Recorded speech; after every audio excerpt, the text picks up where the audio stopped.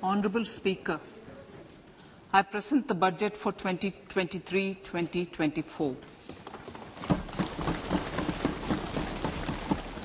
This is the first budget in Amrit Kal. This budget hopes to build on the foundation laid in the previous budget and the blueprint drawn for India at 100. We envision a prosperous and inclusive India in which the fruits of development will reach all sections and citizens, especially our youth, women, farmers, OBCs, scheduled castes and scheduled tribes. In the 75th year of our independence, the world has recognized the Indian economy as a bright star. Our current year's economic growth is estimated to be at 7%. It is notable that this is the highest among all the major economies. This is in spite of the massive slowdown globally caused by COVID-19 and the war. The Indian economy is therefore on the right track and despite a time of challenges, heading towards a bright future. Today, as Indians stand with their head held high and the world appreciates India's achievements and successes, we are sure that elders who had fought for India's independence will, with joy, bless us in our endeavours going forward as well. Our focus on wide-ranging reforms and sound policies implemented through Sabka Prayas, resulting in Jan Bhagidari and targeted support to those in need, helped us perform well in trying times. India's rising global profile is because of the several accomplishments. Unique world-class digital public infrastructure, example, Aadhaar, CoWIN and UPI. COVID vaccination drive in unparalleled scale and speed. Proactive role in frontier areas such as achieving the climate-related goals, Mission Life and National Hydrogen Mission. During the COVID-19 pandemic, we ensured that no one goes to bed hungry with a scheme to supply free food grains to over 80 crore persons for 28 months. Continuing our commitment to ensure food and nutritional security, we are implementing from 1st January 2023 a scheme to supply free food grain to all Antyodaya and priority households for the next 1 year. Under PM Garib Kalyan Anna Yojana, the entire expenditure of about 2 lakh crore will be borne by the central government. In these times of global challenges, the G20 presidency gives us a unique opportunity to strengthen India's role in the world economic order. With the theme of Vasudhaiva Kutumbakam, we are steering an ambitious, people-centric agenda to address global challenges and to facilitate sustainable economic development. The government's efforts since 2014 have ensured for all citizens a better quality of life and life of dignity. The per capita income has more than doubled to 1.97 lakh rupees. In these 9 years, the Indian economy has increased in size from being 10th to 5th largest in the world. We have significantly improved our position as well as a well-governed and innovative country with a conducive environment for business as reflected in several global indices. we have made a significant progress in many sustainable development goals. The economy has become a lot more formalized, as reflected in the EPFO membership, more than doubling to 27 crore, and rupees 7,400 crore digital payments of 126 lakh crore rupees through UPI in 2022. The efficient implementation of many schemes with universalization of targeted benefits has resulted in inclusive development. Some of the schemes are 11.7 crore household toilets under Swachh Bharat mission, which is achieved, 9.6 crore LPG connections under Ujjwala,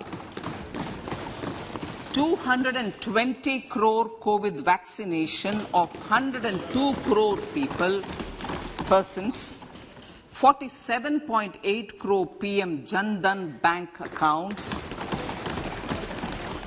insurance cover for 44.6 crore persons under PM Suraksha Bima and PM Jeevan Jyoti Yojana, and cash transfer of 2.2 lakh crores of rupees to 11.4 crore to over 11.4 crore farmers under PM Kisan Samman Nidhi.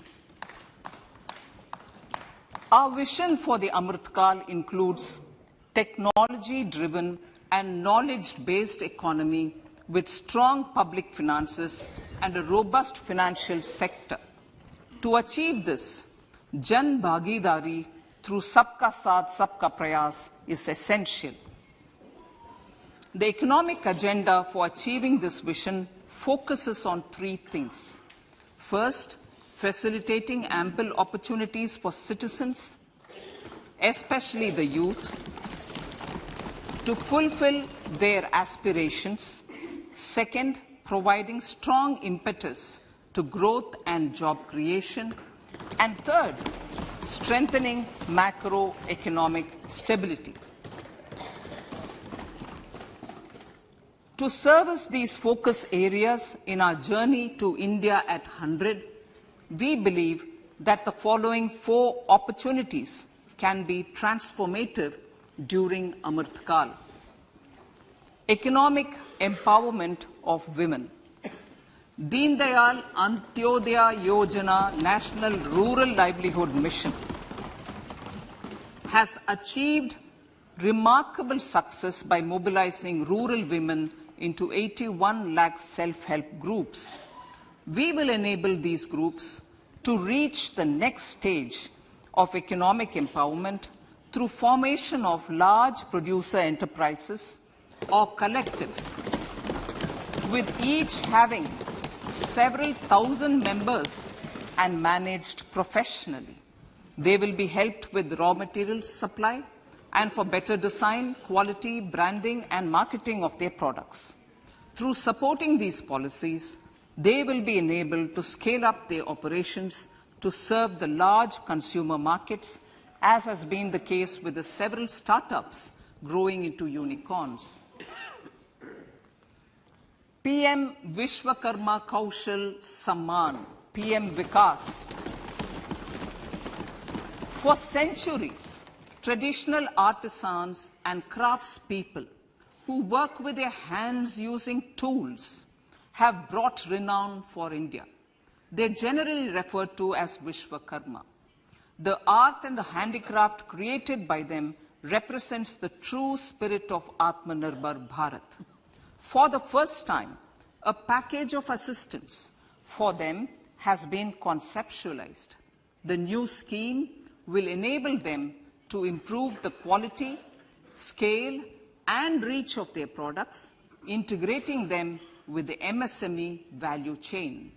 The components of the scheme will include not only financial support, but also access to advanced skill training, knowledge of modern digital techniques, and efficient green technologies, brand promotion, linkage with local and global markets, digital payments, and social security.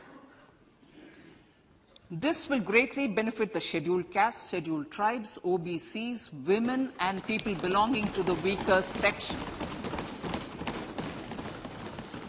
Tourism. The country offers immense attraction for domestic as well as foreign tourists. There is a large potential to be tapped in tourism. The sector holds huge opportunities for jobs and entrepreneurship for youth in particular. Promotion of tourism will be taken up on mission mode with active participation of states, convergence of government programs, and public-private partnerships. Green growth. We are implementing many programs for green fuel, green energy, green farming, green mobility, green buildings, and green equipment, and policies for efficient use of energy across various economic sectors. These green growth efforts help in reducing carbon intensity of the economy and provides for large-scale green job opportunities.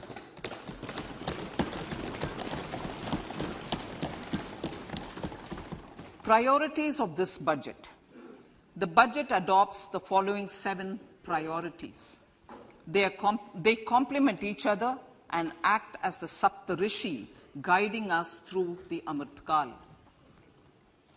Inclusive development, reaching the last mile, infrastructure and investment, unleashing the potential, green growth, youth power, and financial sector. I now speak on the priority number 1, inclusive development. The government's philosophy of Sabka Saath, Sabka Vikas has facilitated inclusive development covering in specific farmers, women, youth, OBCs, scheduled castes, scheduled tribes, Divyangjan, and economically weaker sections, and overall priority for the underprivileged. Vanchiton ko variyata.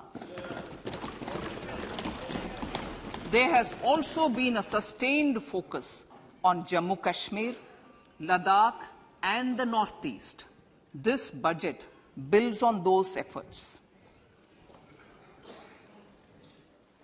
Digital public infrastructure for agriculture. Digital public infrastructure for agriculture will be built as an open source, open standard, and interoperable public good. This will enable inclusive farmer-centric solutions through relevant information services for crop planning and health, improved access to farm inputs, credit and insurance, help for crop estimation, market intelligence, and support for growth of agri-tech industry and startups.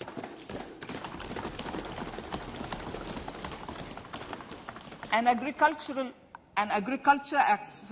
accelerator fund. An agriculture accelerator fund will be set up to encourage agri-startups by young entrepreneurs in rural areas. The fund will aim at bringing innovative and affordable solutions for challenges faced by farmers. It will also bring in modern technologies to transform agricultural practices, increase productivity and profitability.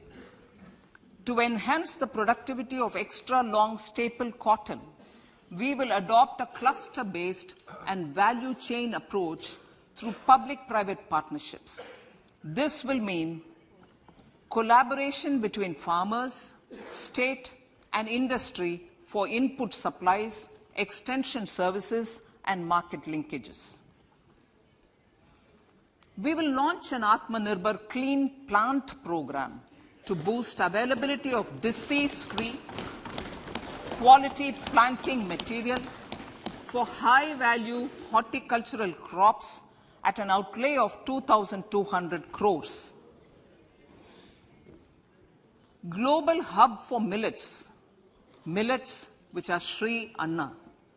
India is the forefront. India is at the forefront of popularizing millets, whose consumption furthers nutrition, food security, and welfare of farmers, said the Honorable Prime Minister. We are the largest producer and second largest exporter of Sri Anna in the world. We grow several types of Sri Anna, such as Sri Anna Jowar, Sri Anna Ragi, Sri Anna Bajra, Sri Anna Kutu, Ramdana, Kangni, Kutni, Kutki, Kodo, China, and Sama.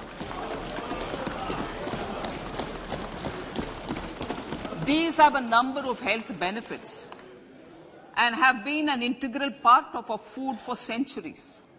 I acknowledge with pride the huge service done by small farmers in contributing to the health of fellow citizens by growing these Sri Anna. Now, to make India a global hub for Sri Anna, the Indian Institute of Millet Research, ideally Indian Institute of the Sri Anna Research, Hyderabad, will be supported as the center of excellence for sharing best practices, research, and technologies at the international level. The agricultural credit target will be increased to 20 lakh crores with focus on animal husbandry, dairy, and fisheries. We will launch a new sub-scheme of PM Matsya Sampada Yojana, which is an existing scheme, but we'll launch a new sub-scheme with targeted investment of 6,000 crores to further enable activities of fishermen, fish vendors, and micro and small entrepreneurs, improve value chain efficiencies, and expand the market. For farmers, especially small and marginal farmers and other marginalized sections, the government is promoting cooperative-based economic development model. A new Ministry of Cooperation was formed with a mandate to realize the vision of Sahkar Se Samriddhi. To realize this vision, the government has already initiated computerization of 63,000 primary agricultural credit societies with an investment of 2,560 crores, 2,516 crores. In consultation with all the stakeholders and the states, model bylaws for PACS were formulated, enabling them to become multi-purpose PACS. A national cooperative database is being prepared for countrywide mapping of cooperative societies. With this backdrop, we will implement a plan to set up massive decentralized storage capacity.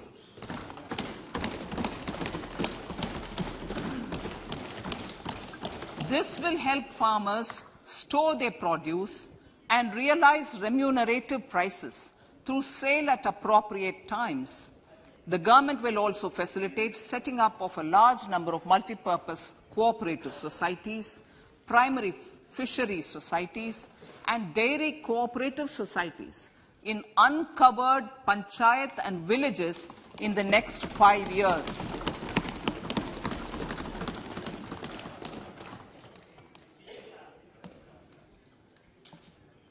Health, education, and skilling.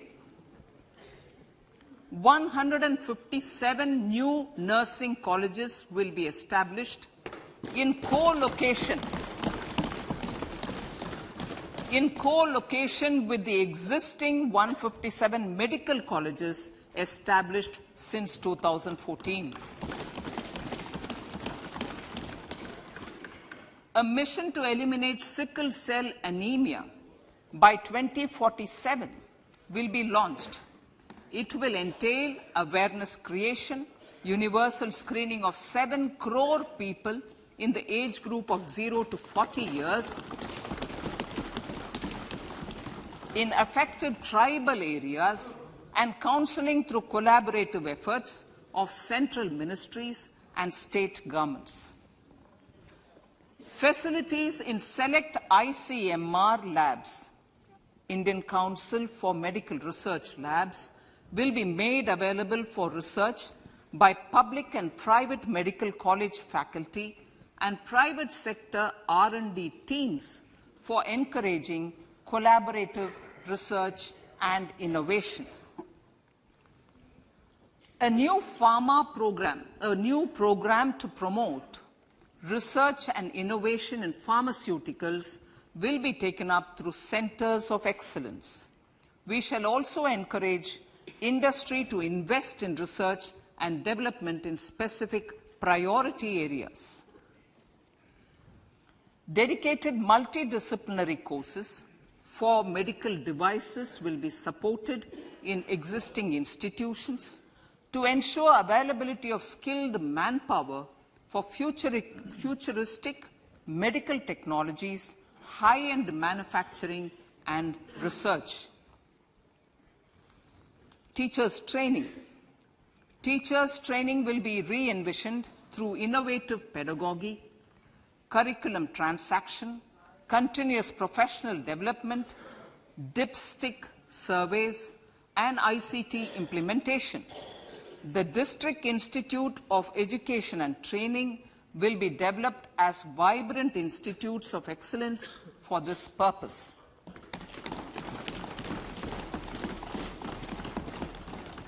National Digital Library for Children and Adolescents. A National Digital Library for Children and Adolescents will be set up for facilitating availability of quality books across geographies, languages, genres, and levels, and device-agnostic accessibility. States will be encouraged to set up physical libraries for them at panchayat and ward levels and provide infrastructure for accessing the national digital library resources. Additionally, to build a culture of reading and to make up for pandemic time learning loss, the National Book Trust, the Children's Book Trust, and other sources will be encouraged to provide and replenish non-curricular titles in regional languages and in English to these physical libraries. Collaboration with NGOs that work in literacy will also be a part of this initiative to inculcate financial literacy. Financial sector regulators and organizations will be encouraged to provide age-appropriate reading material to these libraries. I move to priority 2, reaching the last mile. Prime Minister Vajpayee's government had formed the Ministry of Tribal Affairs and the Department of Development of Northeast Region to provide a sharper focus to the objective of reaching the last mile. Our government has formed the Ministries of Ayush, Fisheries, Animal Husbandry and Dairying, Skill Development, Jal Shakti and Cooperation. Building on the success of the Aspirational Districts program, the government has recently launched the Aspirational Blocks program, covering 500 blocks for saturation of essential government services across multiple domains such as health, nutrition, education, agriculture, water resources, financial inclusion, skill development, and basic infrastructure. Manya Speaker, Sir, Pradhan Mantri PVTG, which is Primitive Vulnerable Tribal Groups Development Mission, is being launched. To improve socio-economic conditions of the particularly vulnerable tribal groups, the PVTGs as we refer them to, Pradhan Mantri PVTG Development Mission will be launched. This will saturate PVTG families and habitations with basic facilities such as safe housing, clean drinking water and sanitation, improved access to education, health, nutrition, road and telecom connectivity, and sustainable livelihood opportunities. An amount of 15,000 crores will be made available to implement the mission in the next 3 years under the Development Action Plan for the Scheduled Tribes. Ekalavya Model Residential Schools. In the next 3 years, Center will recruit 38,800 teachers and support staff for the 740 Ekalavya Model Residential Schools, which is serving 3.5 lakh tribal students.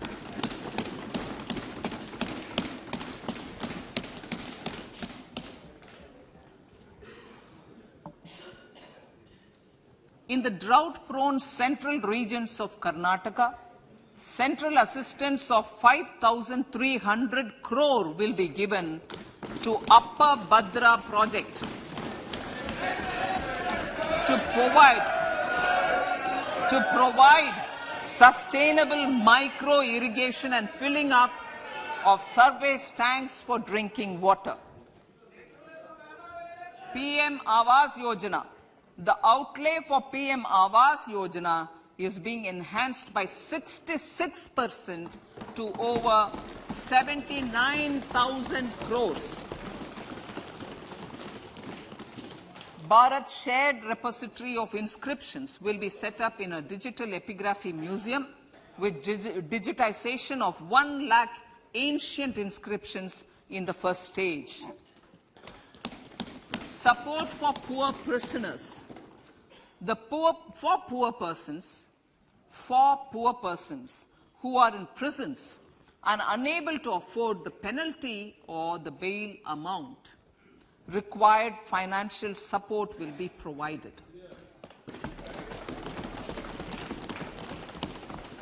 Priority number 3, infrastructure and investment.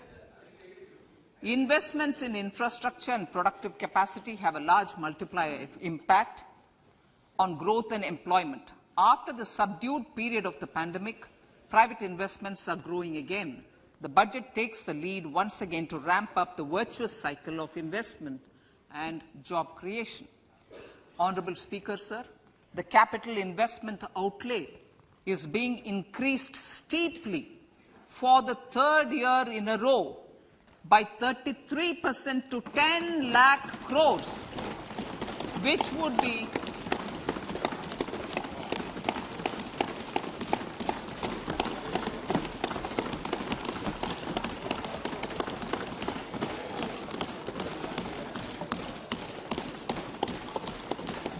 which would be 3.3% of GDP.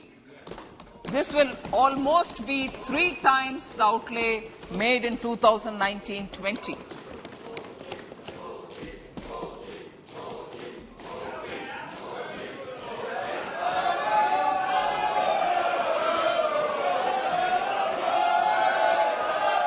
This substantial increase in recent years is central to the government's efforts to enhance growth potential and job creation, crowd in private investments, and provide a cushion against global headwinds.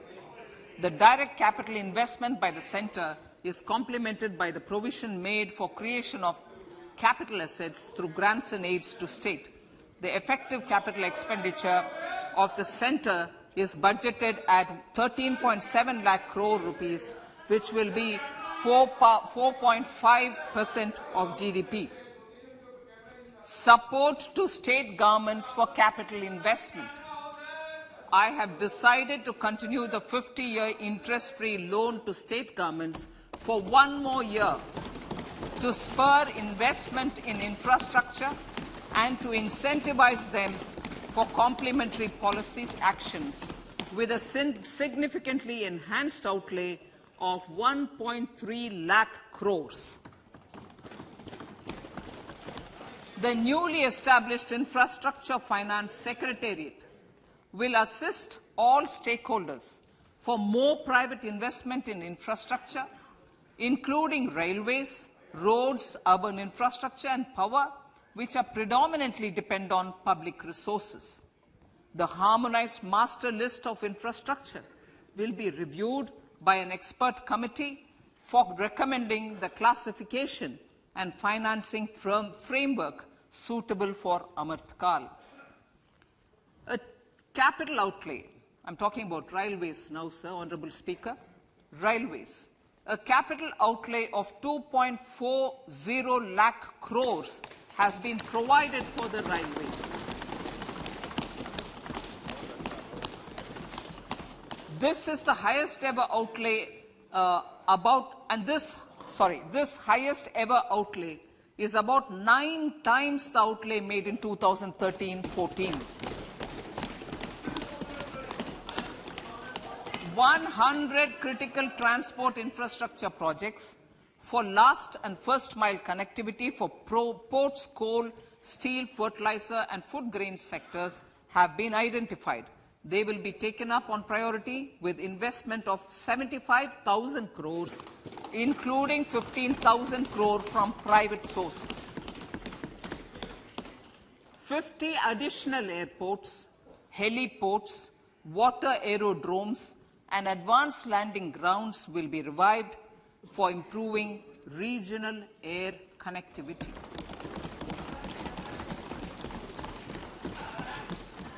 Sustainable cities for tomorrow.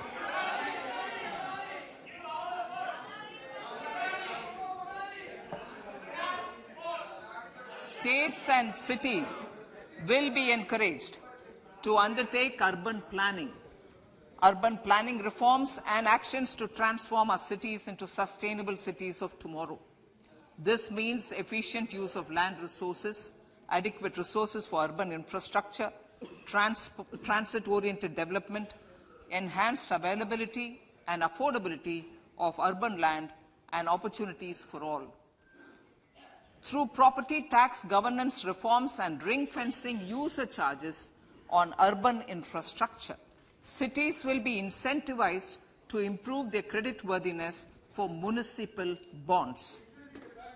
Like the RIDF, an urban infrastructure development fund will be established through use of priority sector lending shortfall. This will be managed by the National Housing Bank and will be used by public agencies to create urban infrastructure in Tier 2 and Tier 3 cities.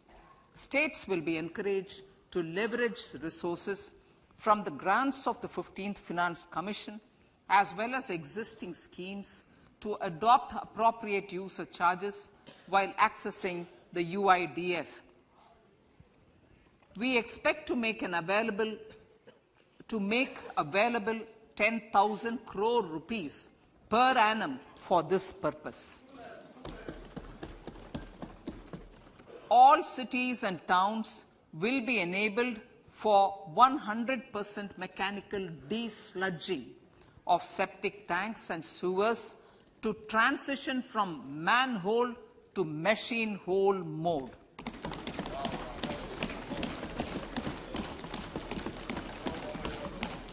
Enhanced focus will be provided for scientific management of dry and wet waste.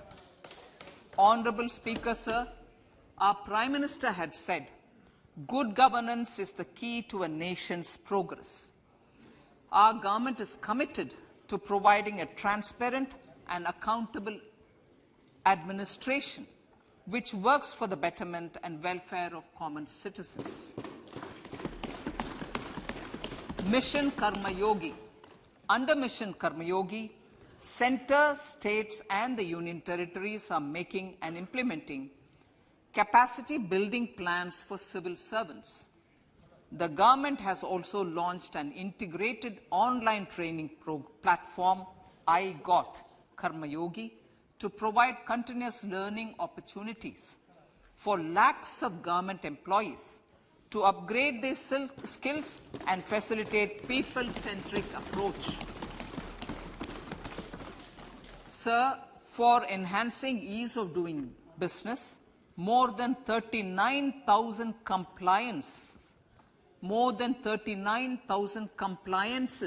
have been reduced, and more than 3,400 legal provisions have been decriminalized. For furthering the trust-based governance, we have introduced the Jan Vishwas Bill to amend 42 central acts. This budget proposes a series of measures to unleash the potential of our economy. Centers of Excellence for Artificial Intelligence. For realizing the vision of Make AI in India and Make AI Work for India, 3 centers of excellence for artificial intelligence will be set up in top educational institutions.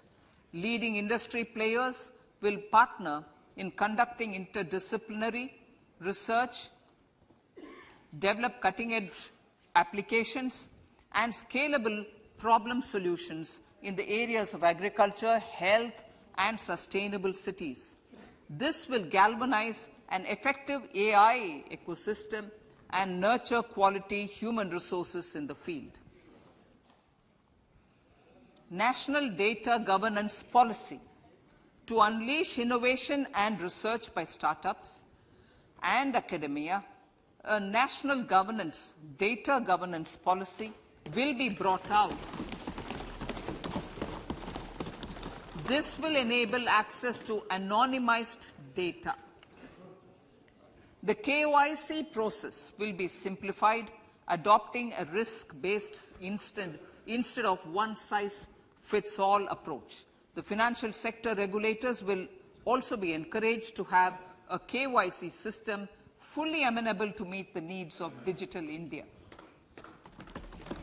One-stop solution for identity and address updating. A one-stop solution for reconciliation and updating of identity and address of individuals maintained by various government agencies, regulators, and regulated entities will be established using DigiLocker service and Aadhaar as foundational identity. Speaker, sir, common business identifier. For the business establishments required to have a permanent account number, the PAN will be used as the common identifier for all digital systems of specified government agencies. This will bring ease of doing business, and it will be facilitated through a legal mandate. For obviating the need for separate submission of same information to different government agencies, a system of unified filing process will be set up. Such filing of information or return in simplified forms on a common portal will be shared with other agencies as per the filer's choice. Vivad Se Vishwas 1. Relief for MSMEs. In cases of failure by MSMEs to execute contracts during the COVID period, 95% of the forfeited amount relating to the bid or performance security will be returned to them by government and government undertakings. This will provide relief to the MSMEs. Vivad Se Vishwas 2. Settling contractual disputes. To settle contractual disputes of government and government undertakings, wherein arbitral award is under challenge in a court, a voluntary settlement scheme with standardized terms will be introduced. This will be done by offering graded settlement terms depending on pendency level of the dispute. The state support mission of Niti Aayog will be continued for 3 years for our collective efforts towards national priorities. Result-based financing. To better allocate scarce resources for competing development needs, the financing of select schemes will be changed on a pilot basis from input-based to result-based. E-courts. For efficient administration of justice, Phase 3 of e-courts projects Phase 3 of the e-courts project will be launched with an outlay of 7,000 crores. Fintech services in India have been facilitated by our digital public infrastructure, including Aadhaar, PM Jan Dhan Yojana, Video, KYC, India Stack, and UPI. To enable more fintech innovative services, the scope of documents available in DigiLocker for individuals will be expanded. An entity, DigiLocker, will be set up for the use by MSMEs, large businesses, and also charitable trusts. This will be towards storing and sharing documents online securely whenever needed with various authorities, regulators, banks, and other business entities. 5G services. 100 labs for developing applications using 5G services will be set up in engineering institutions.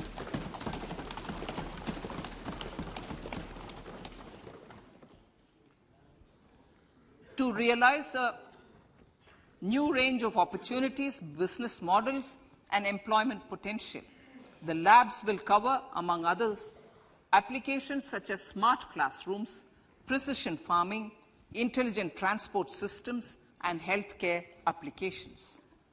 Lab-grown diamonds. Lab-grown diamonds is a technology and innovation-driven emerging sector with high employment potential. These environment-friendly diamonds, which have optically and chemically the same properties as natural diamonds. To encourage indigenous production of LGD, lab-grown diamond seeds and machines, and to reduce import dependency, a research and development grant will be provided to one of the IITs for 5 years. To reduce the cost of production, a proposal to review the custom duty on LGD seeds will be indicated in Part B of the speech. I come to the fifth priority, Honourable Speaker, sir, green growth. Honourable Prime Minister has given a vision for life or lifestyle for environment to spur a movement of environmentally conscious lifestyle. India is moving forward firmly for the Panchamrit, the net zero carbon emission by 2070 to usher in green industrial and economic transition. This budget builds on our focus on green growth. The recently launched National Green Hydrogen Mission, with an outlay of 19,700 crores, will facilitate transition of the economy to low carbon intensity, reduce dependence on fossil fuel imports, and make the country assume technology and market leadership in this sunrise sector. Our target is to reach an annual production of 5 MMT by 2030. Energy transition. This budget provides for 35,000 crores for priority capital investment towards energy transition and net zero objectives and energy security by Ministry of Petroleum and Natural Gas. To steer the economy on sustainable development path, battery energy storage systems with capacity of 4,000 MWh will be supported with viability gap funding.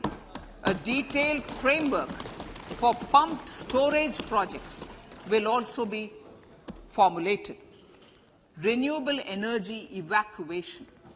the interstate transmission system for evacuation and grid integration of 13 gigawatt renewable energy from Ladakh will be constructed with investment of 20,700 crore, including central support of 8,300 crores. Green Credit Program. For encouraging behavioral change, a green credit program will be notified under the Environment Protection Act. This will incentivize environmentally sustainable and responsive actions by companies, individuals, and local bodies, and help mobilize additional resources for such activities. PM Program for Restoration, Awareness, Nourishment, and Amelioration of Mother Earth, PM Pranam, will be launched to incentivize states and union territories to promote alternative fertilizers and balanced use of chemical fertilizers. Go Bardhan Scheme. 500 new waste-to-wealth plants under Go Bardhan, galvanizing organic bio-agro resources done. Go Bardhan scheme will be established for promoting circular economy. These will include 200 compressed biogas plants, including 75 plants in urban areas, and 300 community or cluster-based plants at a total investment of 10,000 crores. I will refer to this in Part B also. In due course, a 5% CBG mandate will be introduced for all organizations marketing natural and biogas. For collection of biomass and distribution of biomanure, appropriate fiscal support will also be provided. Bharatiya Prakritik Kheti Bio-Input Resource Centers. Over the next 3 years, we will facilitate 1 crore farmers to adopt natural farming. For this, Honorable Speaker, 10,000 bio-input resource centers will be set up, creating a national level distributed micro-fertilizer and pesticide manufacturing network. Mishti.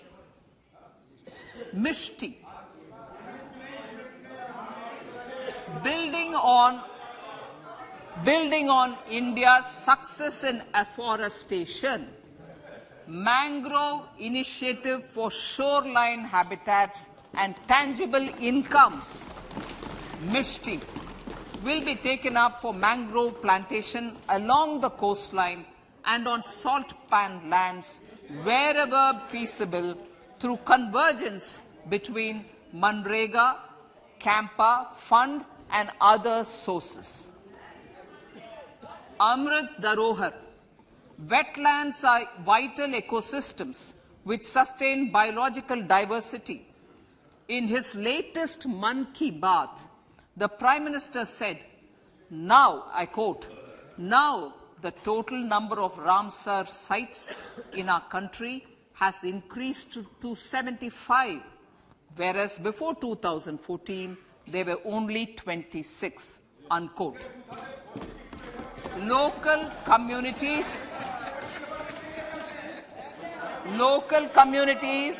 have always been at the forefront of conservation efforts. The government will promote their unique conservation values through Amrit Dharohar, a scheme that will be implemented over the next 3 years to encourage optimal use of wetlands and enhance biodiversity, carbon stock, ecotourism opportunities, and income generation for local communities. Coastal shipping. Coastal shipping will be promoted as the energy efficient and lower cost mode of transport, both for passengers and freight, through PPP mode with viability gap funding. Vehicle replacement. Vehicle replacement is an important continuing policy, replacing the old I know. Replacing. Absolutely. Thank you. Replacing old polluting vehicles. Maybe applicable, right? Replacing old polluting vehicles is an important part of greening our economy. In furtherance of the vehicle scrapping policy mentioned in Budget 21-22, I have allocated adequate funds to scrap old vehicles of the central government. States will also be supported in replacing old vehicles and old state ambulances. Honourable Speaker, sir, I move to priority 6, youth power. To empower our youth and help the Amrit PD realize their dreams, we have formulated the National Education Policy, which is very wide in its scope, but one of the things is also to focus on skilling, adopted economic policies that facilitate job creation at scale and have supported business opportunities. Pradhan Mantri Kaushal Vikas Yojana. Pradhan Mantri Kaushal Vikas Yojana 4.0 will be launched to skill lakhs of youth within the next 3 years.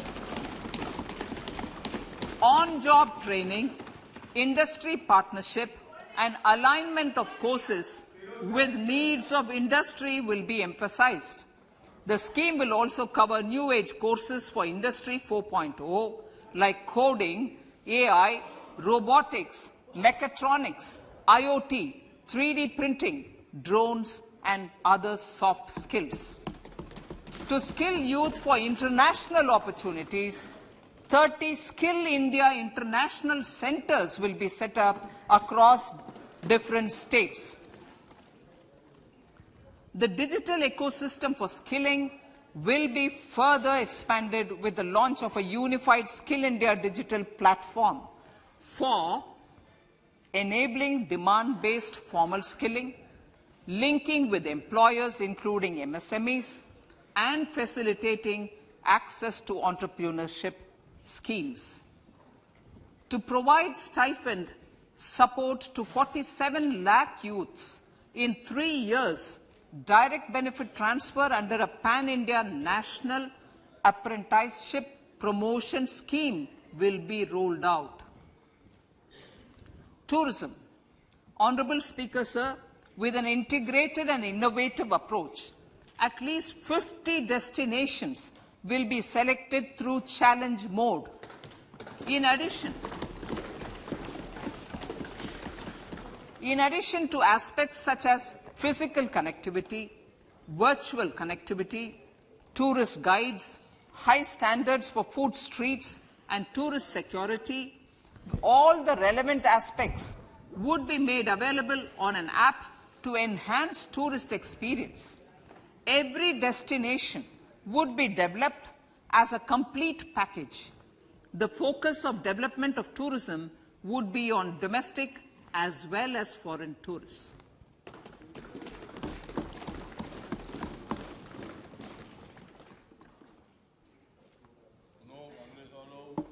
Sector-specific skilling and entrepreneurship development will be dovetailed to achieve the objectives of Dekho Apna Desh initiative.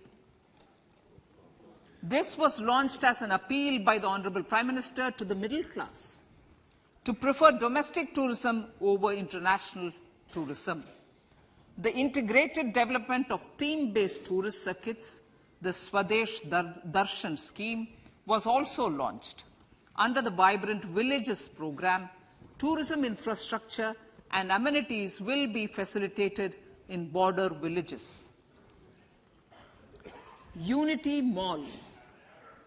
States will be encouraged to set up a Unity Mall in their state capital or most prominent tourism center or the financial capital for promotion and sale of their one district, one product and GI products and other handicraft products, and for providing space for such products of all other states as well. Sir, priority number 7, Financial sector. Our reforms in the financial sector and innovative use of technology have led to financial inclusion at scale, better and faster service delivery, ease of access to credit, and participation in financial markets. This budget proposes to further these measures. Credit guarantee for MSMEs. Last year, I proposed revamping of the credit guarantee scheme for the MSMEs. I am happy to announce that the revamped scheme will take effect from 1st April 2023 through infusion of 9,000 crores in the corpus.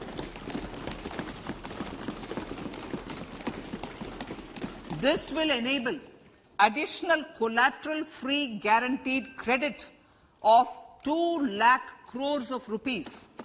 Further, the cost of credit will be reduced by about 1%. A national financial information registry will be set up to serve as the central repository of financial and ancillary information. This will facilitate efficient flow of credit, promote financial inclusion, and foster financial stability. A new legislative framework will govern this credit public infrastructure and will be designed in consultation with the RBI. To meet the needs of Amrit Kal and to facilitate optimum regulation in the financial sector, public consultation, as necessary and feasible, will be brought to the process of regulation making and issuing subsidiary directions. To simplify, to ease, and to reduce cost of compliance, financial sector regulators will be requested to carry out a comprehensive review of existing regulations. For this, they will consider suggestions from public and regulated entities. Time limits to decide the application under various regulations will also be laid down. Honorable Speaker, sir, to enhance business activities in GIFT IFSC, the following measures will be taken. Delegating powers under the SEZ Act to the IFSCA to avoid dual regulation.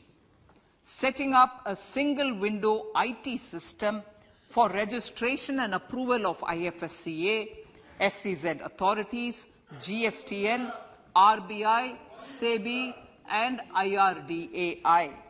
Permitting acquisition financing by IFSC banking units of foreign banks. Establishing a subsidiary of Exim Bank for trade refinancing. Amending IFSCA Act for statutory provisions for arbitration, ancillary services, and avoiding dual regulation under the SEZ Act, and recognizing offshore derivative instruments as valid contracts. Honorable Speaker, sir, data embassy. For countries looking for digital continuity solutions, we will facilitate setting up of their data embassies in GIFT IFSC.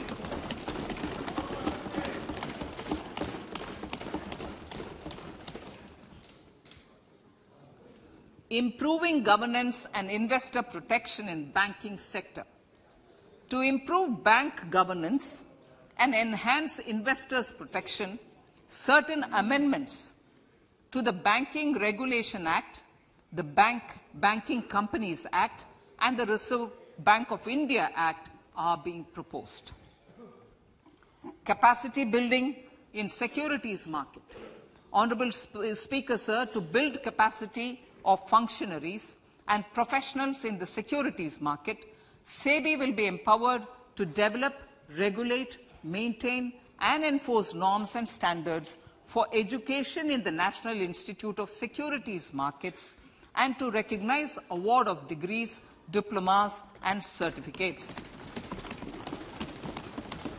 A central processing center will be set up for faster response to companies through centralized handling of various forms filed with field officers under the Companies Act. reclaiming of shares and dividends. For investors to reclaim unclaimed shares and unpaid dividends from the Investor Education and Protection Fund Authority with ease, from the Investor Education and Protection Fund Authority with ease, an integrated IT portal will be established. Digital payments continue to find wide acceptance.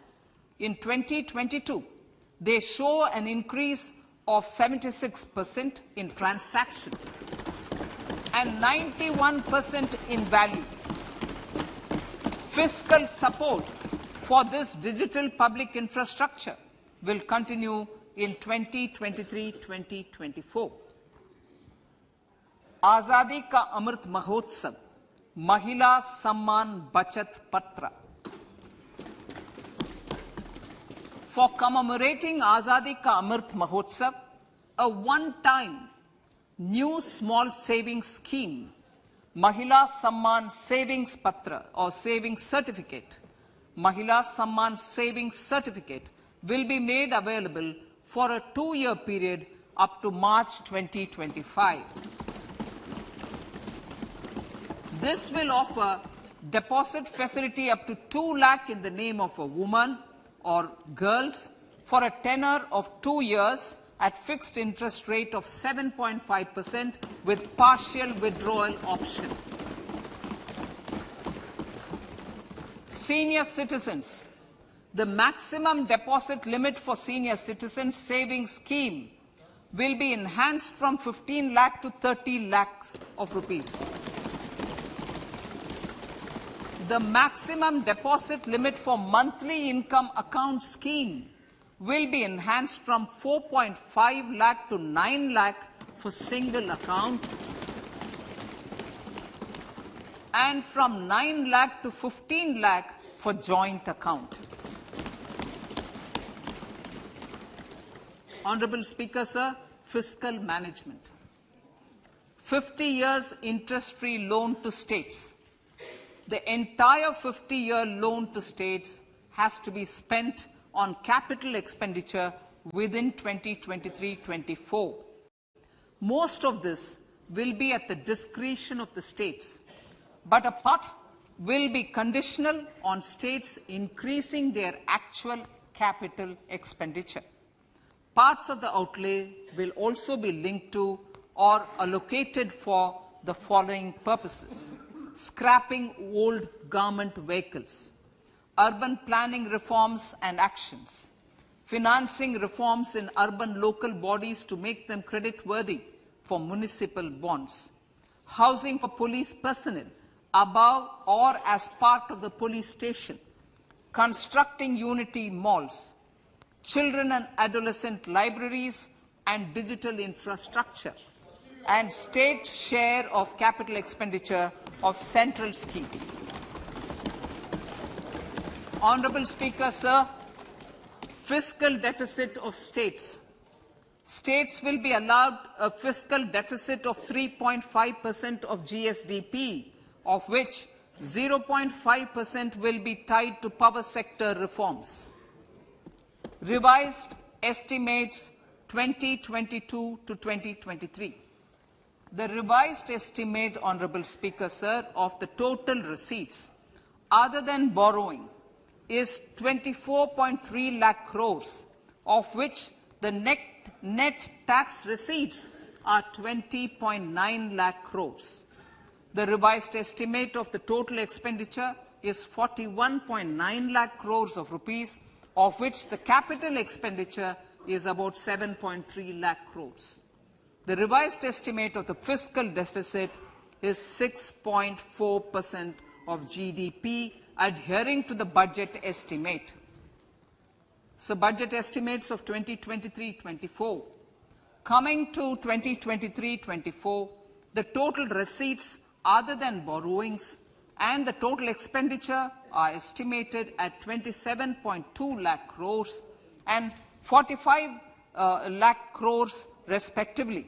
The net tax receipts are estimated at 23.3 lakh crores. The fiscal deficit is estimated to be 5.9% of the GDP. In my budget speech for 21-22, I had announced that we plan to continue the path of fiscal consolidation, reaching a fiscal deficit of below 4.5% by 2025-26, with a fairly steady decline over the period. We have adhered to this path, and I reiterate my intention to bring the fiscal deficit below 4.5% of GDP by 2025-26. To finance the fiscal deficit in 2023-24, the net market borrowings from dated securities are estimated at 11.8 lakh crores. The balance financing is expected to come from small savings and other sources. The gross market borrowings are estimated at 15.43 lakh crores of rupees. Honourable Speaker, sir, I now move to Part B.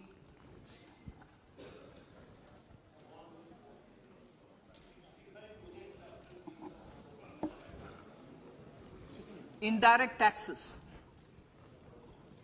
My indirect tax proposals will aim to promote exports, boost domestic manufacturing, enhance domestic value addition, encourage green energy and mobility. A simplified tax structure with fewer tax rates helps in reducing compliance burden and improving tax administration.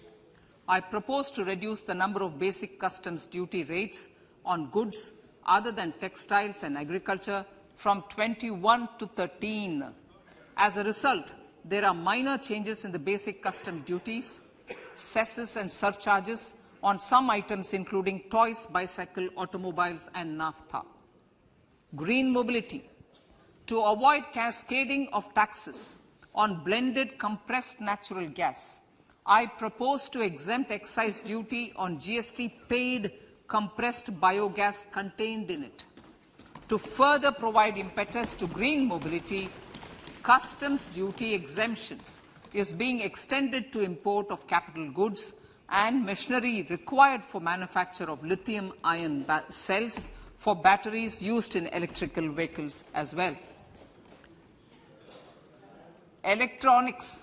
As a result of various initiatives of the government, including phased manufacturing program, mobile phone production in India has increased from 5.8 crore units valued at about 18,900 crore in 2014-15 to 31 crore units valued at 2,75,000 crore in the last financial year.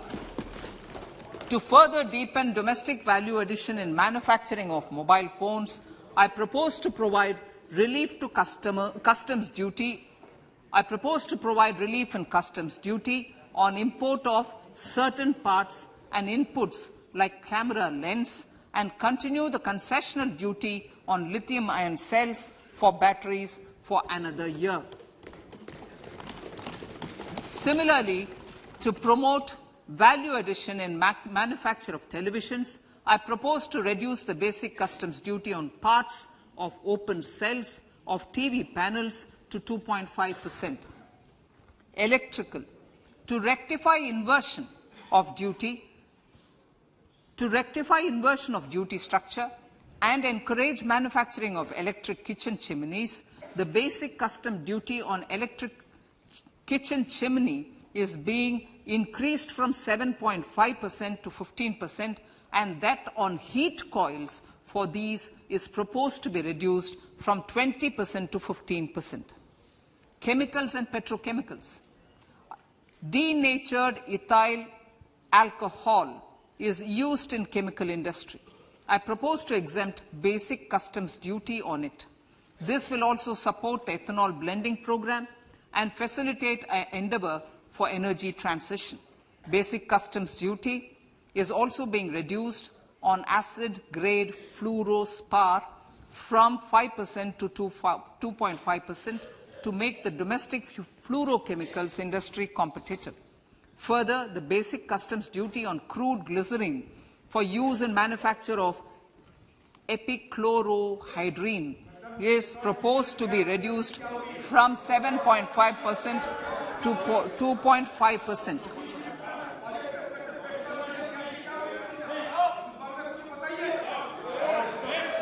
Marine products.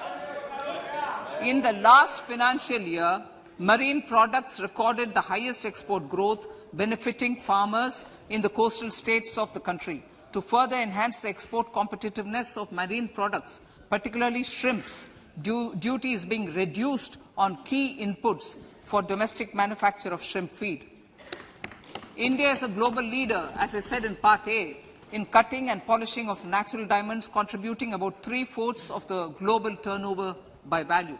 With the depletion of deposits of natural diamonds, the industry is moving towards lab-grown diamonds, and it holds huge promise. To seize this opportunity, I propose to reduce the basic customs duty on seeds used in their manufacture. Customs duties on doré and bars of gold and platinum were increased earlier this fiscal. I propose to increase the duties on articles made therefrom to enhance the duty differential. I also propose to increase the import duty on silver doors, bars and articles to align them with that on gold and platinum. To facilitate availability of raw materials for the steel sector, exemptions from basic custom duty on raw materials for manufacture of CRGO steel, ferrous scrap and nickel cathode is being continued.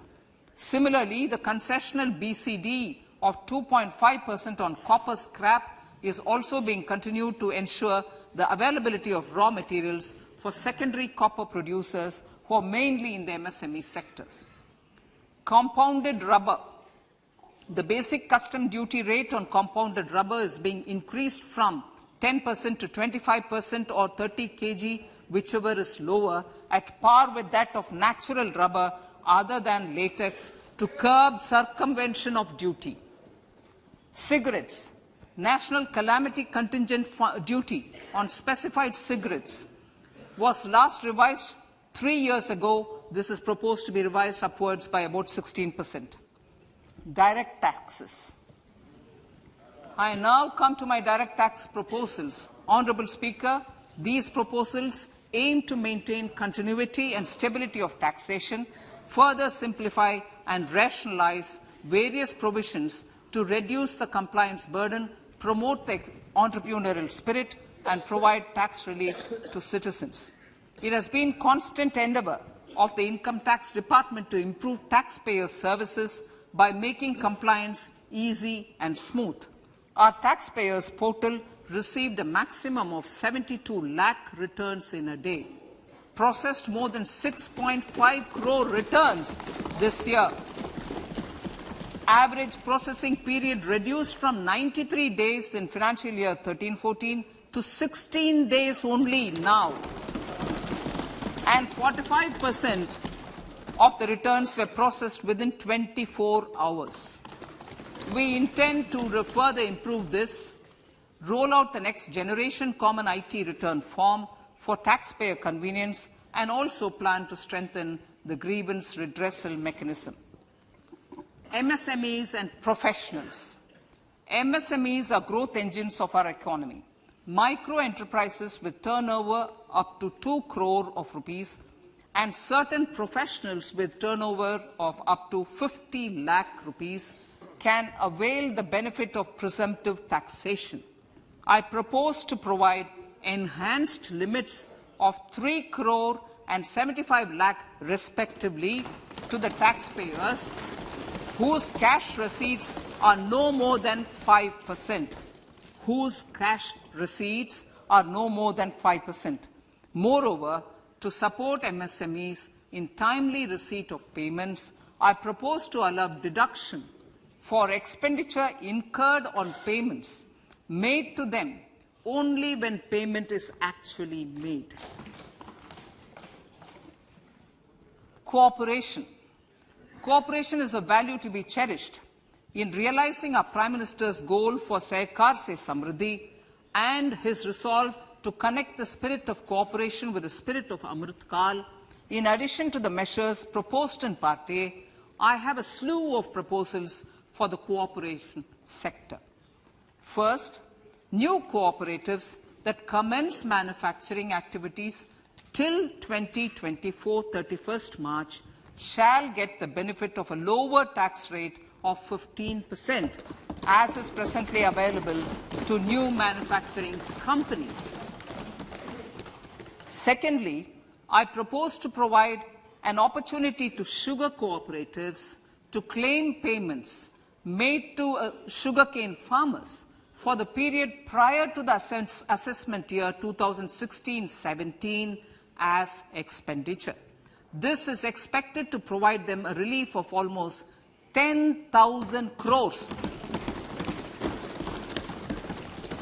Thirdly, I am providing a higher limit of 2 lakh per member for cash deposits to loans in cash by primary agricultural cooperative societies and primary cooperative agriculture and rural development banks. I repeat that.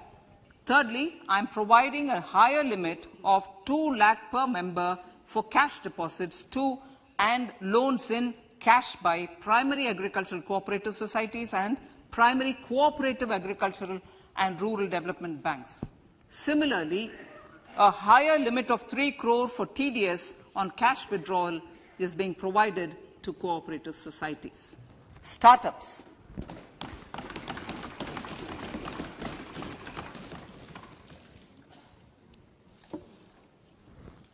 Entrepreneurship is vital for a country's economic development. We have taken a number of measures for startups and they have borne results.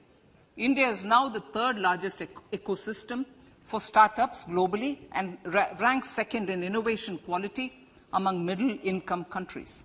I propose to extend the date of incorporation for income tax benefits to startups from 31/3/2023 to 31/3/2024. I further propose to provide the benefit of carry forward of losses on change of shareholding of startups from 7 years of incorporation to 10 years.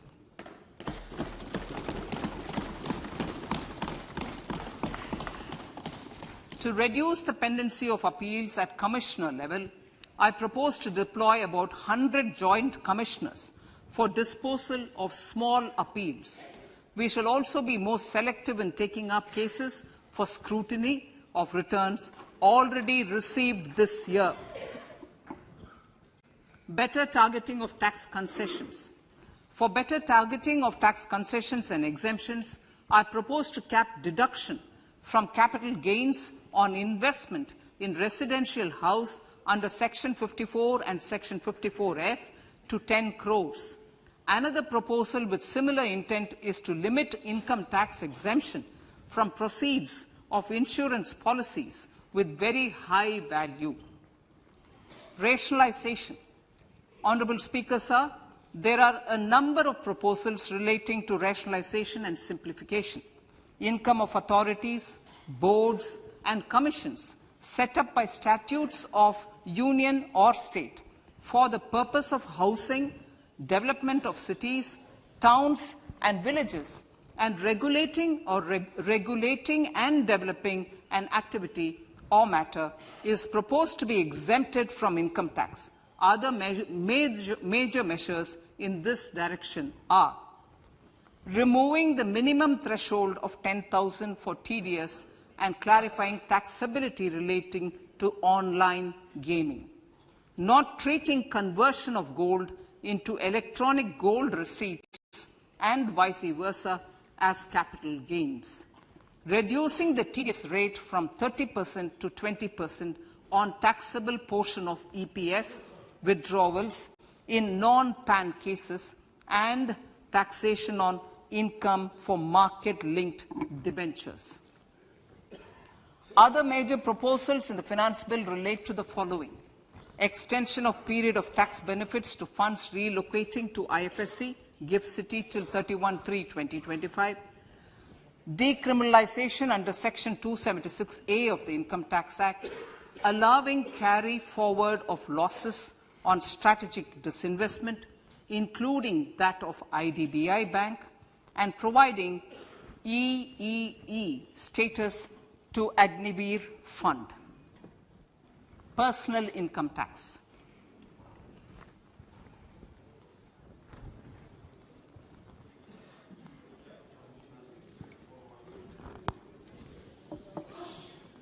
Now I come to what everyone is waiting for. Personal income tax.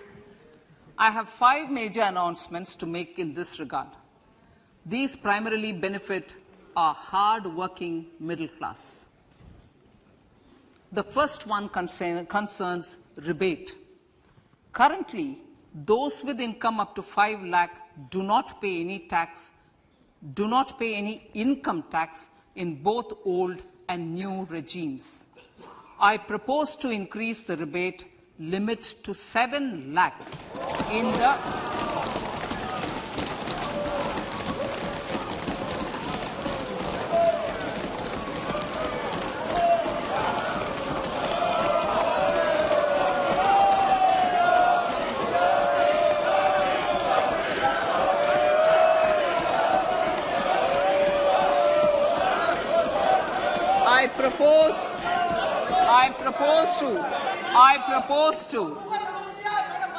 I propose to increase the rebate limit to 7 lakh in the new tax regime.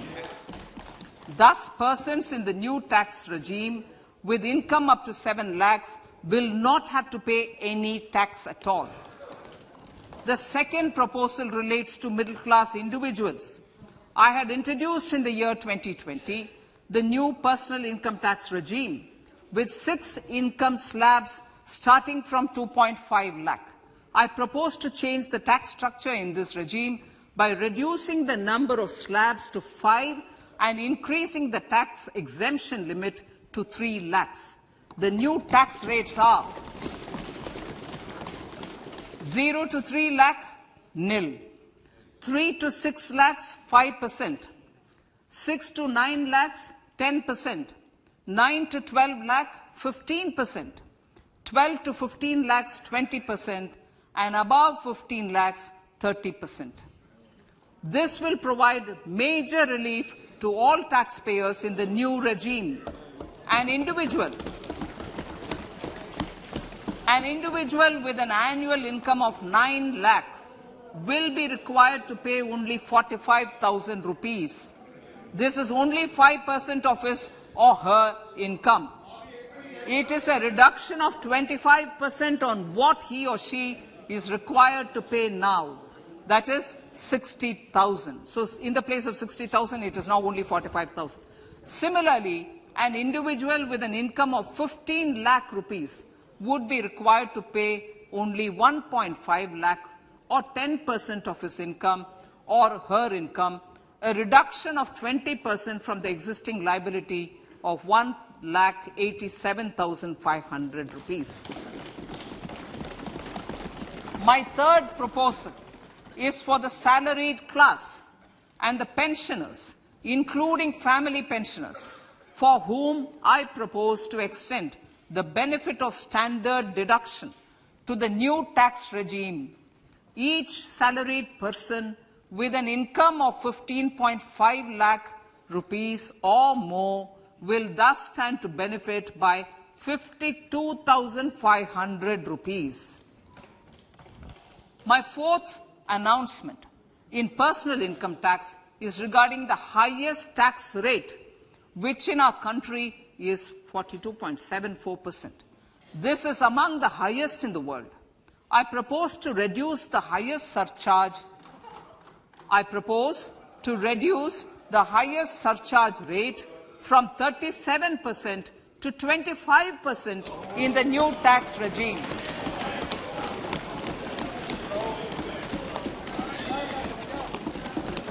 This would result in reduction of the maximum rate.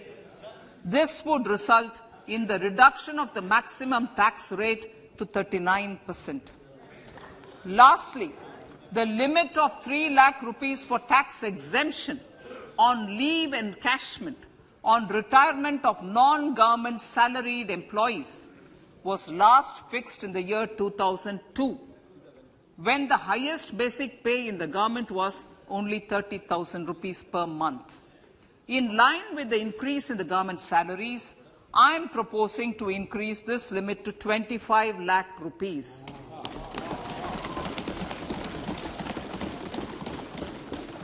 We are also making the new income tax regime as the default tax regime. However, citizens will continue to have the option to avail the benefit of the old tax regime. Apart from these, I am also making some other changes as given in the annexure. As a result of these proposals, revenue of about 38,000 crore to 37,000 crore in direct taxes and rupees 1,000 crore in indirect taxes will be foregone, while revenue of about 3,000 crore will be additionally mobilized. Thus, the total revenue foregone is about 35,000 crores annually. Honorable Speaker, sir, with these words, I commend the budget to this August House.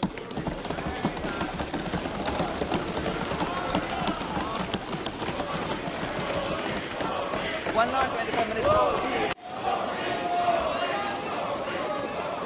Item number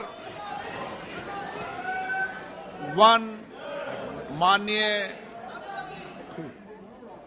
Item number 2, Shrimati Nirmala Sitharaman ji.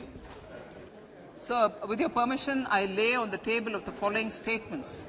Under Section 3(1) of the Fiscal Responsibility Budget Management Act 2003, 1. Medium-term fiscal policy cum fiscal policy strategy statement and macroeconomic framework statement.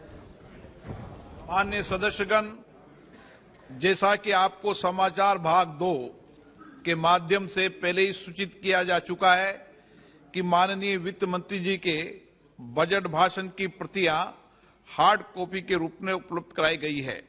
आप budget भाषण की अपनी अपनी प्रति प्रकाशन पलक से ले लें. आपको ये भी सूचित किया जाता है कि माननीय मंत्री द्वारा बजट प्रस्तुत किए जाने के पश्चात उसकी प्रतियां आपको मेंबर्स पोर्टल के माध्यम से उपलब्ध करा दी जाएगी. आइटम नंबर 3, माननीय मंत्री जी, वित्त मंत्री जी. Sir, with your permission, I rise to move for leave to introduce the Finance Bill 2023. प्रश्न ये कि विधेयक को पुनर्स्थापित करने की अनुमति प्रदान की जाए. जो सदस्य इसके पक्ष में हाँ कहें, जो सदस्य विरोध में ना कहें. मेरे विचार में निर्णय हाँ वालों के पक्ष में माननीय मंत्री जी विधेयक को पुनर्स्थापित करें. Sir, I introduce the bill. सभा की कार्रवाई कल गुरुवार दिनांक 2 फरवरी 2023 को प्राप्त 11 बजे तक के लिए स्थगित की जाती है.